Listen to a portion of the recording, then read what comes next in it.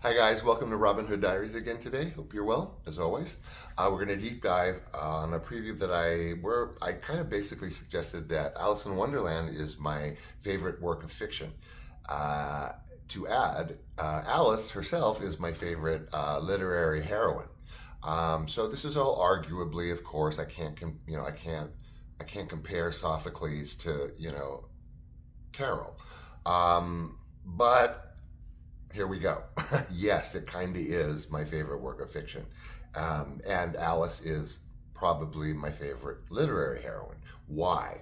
Okay, so I know the political, socio-political context of the story. I know I don't know everything, but I'm aware of all of the references within the book that you could point to that are very dark.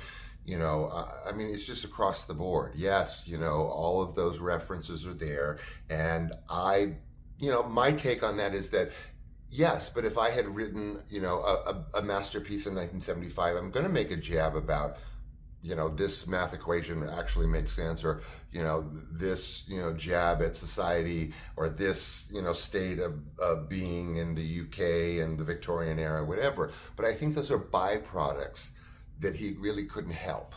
But it's not the story of Alice in Wonderland. The story of Alice in Wonderland is how life has no moral. That is the moral of the story, is life has no moral. There is, in fact, at the end, she says, essentially, there's no moral to this story. When they're telling her there is a moral that she's trying to figure out, or they're trying to make her figure out, okay? All that confusion, all that weirdness. You know how those people that for a lifelong, she could, if she could tell you that the sky was green, or I swear, he'll tell you the sky is red. Well, yes, that's exactly what this story is about, in a way. This story, Alice in Wonderland, is a survival guide. It's what I used, actually, as a playbook to raise my own son. It is, if you can see it also in the context, and I don't want to go to the whole Lolita backdrop with, the author, but if you can see it written as a love letter of sorts to a child, to a young girl, I see it also as particularly empowering to young women. But if next time you read it, just read it as a love letter from, let's say, a father to his daughter, or something in that neighborhood.